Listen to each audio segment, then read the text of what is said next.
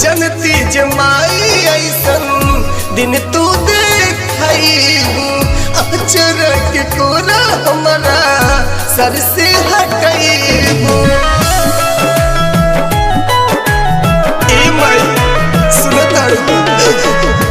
जनती जमाई ऐसन दिन तू देखू अचरक कोरा हमारा सर से हटैबू।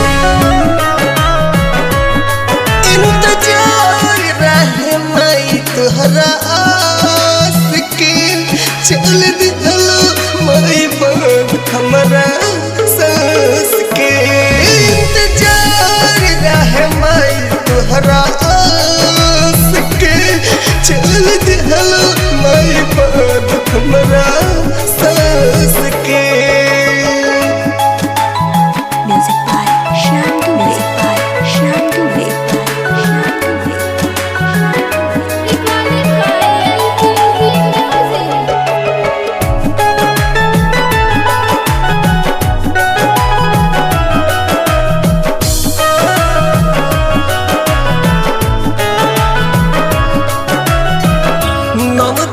पूजन कैले रही उपवास हो हंस खेल भाजन गैले हम दिन रात हो।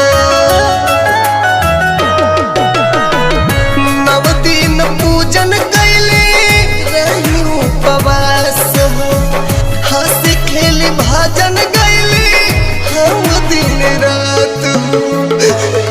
कहे छोड़ गैलू माई हमर साथ हो यह सोच सोच गिरतावे आस हो। इंतजार रहे माई तोहरा आस के चल गिरलो माई बाद हमरा सांस के।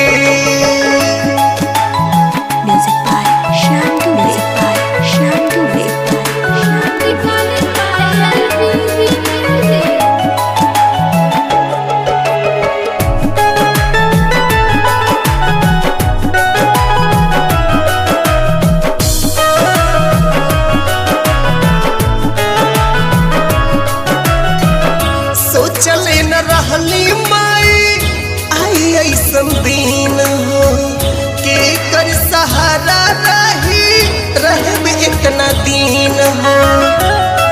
ए माई सुनता सोचले न रहली माई आई ऐसन दिन हो के कर सहारा रही इतना दिन हो।